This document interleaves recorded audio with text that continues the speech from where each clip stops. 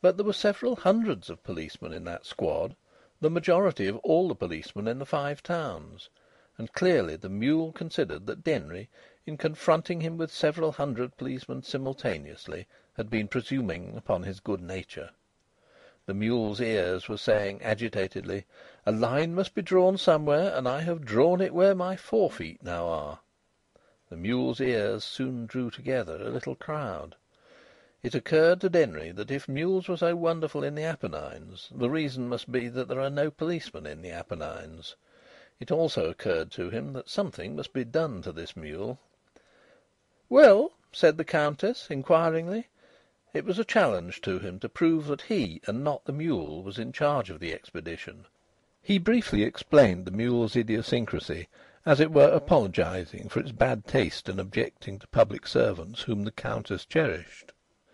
"They'll be out of sight in a moment," said the Countess, and both she and Denry tried to look as if the Victoria had stopped in that special spot for a special reason, and that the mule was a pattern of obedience.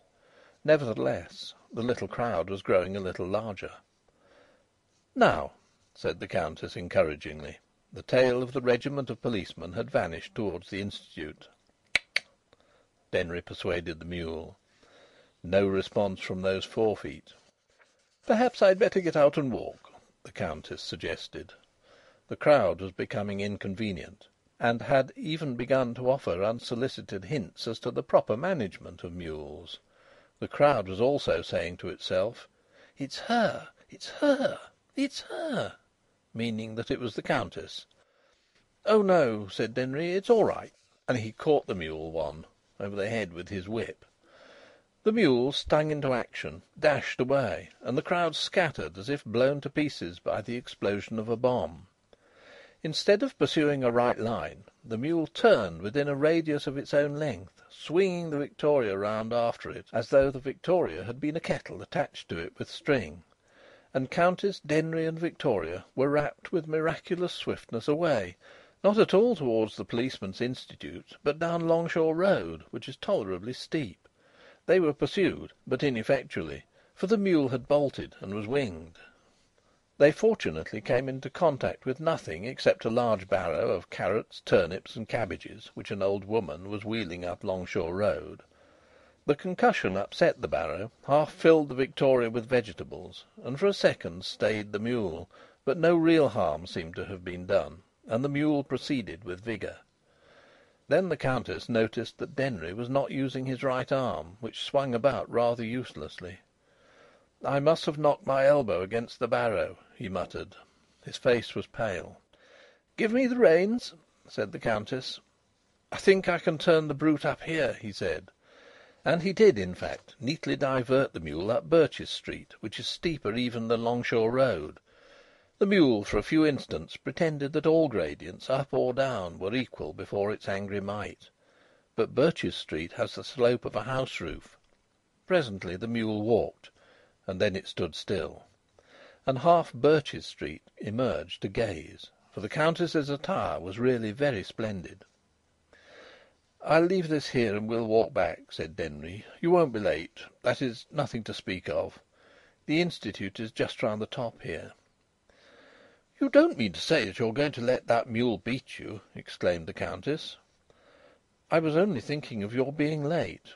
"Oh, bother!" said she. "Your mule may be ruined."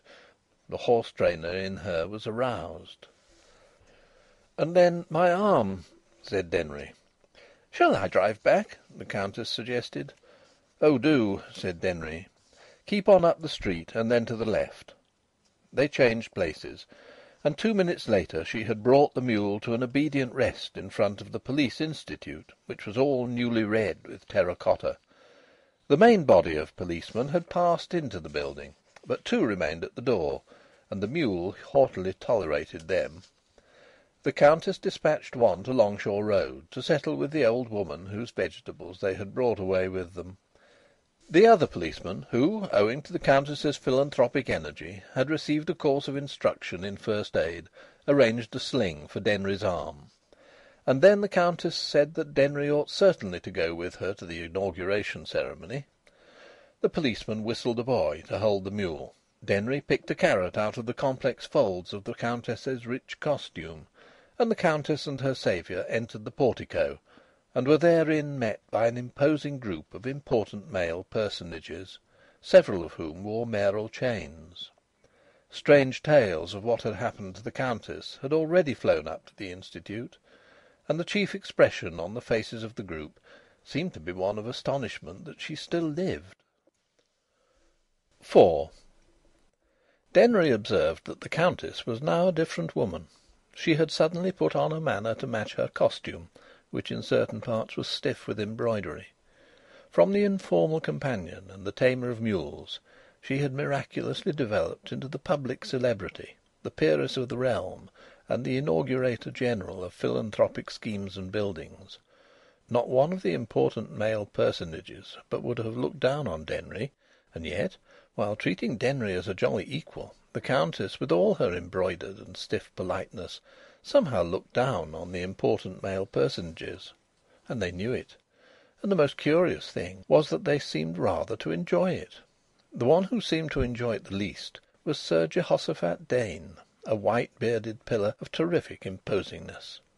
Sir G., as he was then beginning to be called, had recently been knighted, by way of reward for his enormous benefactions to the community.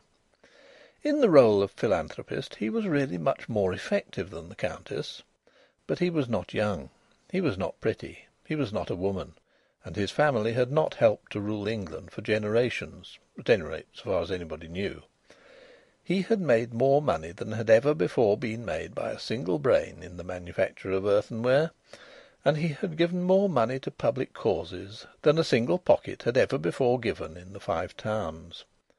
He had never sought municipal honours, considering himself to be somewhat above such trifles. He was the first purely local man to be knighted in the Five Towns. Even before the bestowal of the knighthood his sense of humour had been deficient, and immediately afterwards it had vanished entirely. Indeed, he did not miss it. He divided the population of the kingdom into two classes, the titled and the untitled. With Sir G., either you were titled or you weren't. He lumped all the untitled together, and, to be just to his logical faculty, he lumped all the titled together. There were various titles, Sir G. admitted that, but a title was a title, and therefore all titles were practically equal. The Duke of Norfolk was one titled individual, and Sir G. was another. The fine difference between them might be perceptible to the titled, and might properly be recognised by the titled when the titled were among themselves.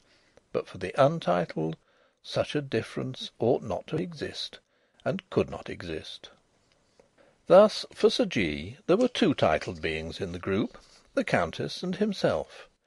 The Countess and himself formed one caste in the group, and the rest another caste.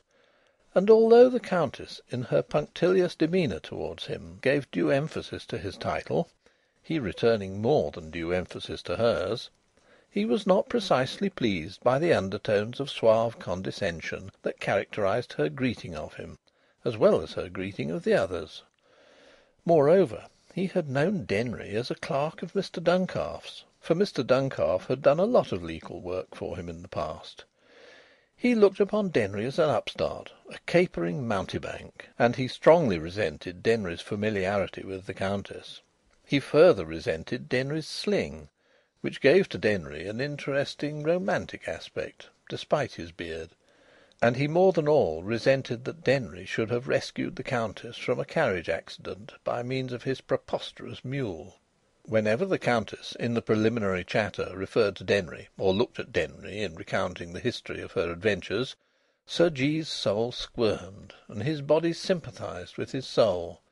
Something in him that was more powerful than himself compelled him to do his utmost to reduce Denry to a moral pulp, to flatten him, to ignore him, or to exterminate him by the application of ice.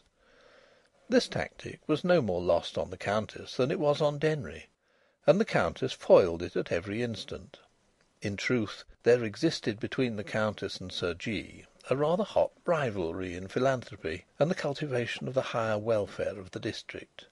He regarded himself, and she regarded herself, as the most brightly glittering star of the Five Towns. When the Countess had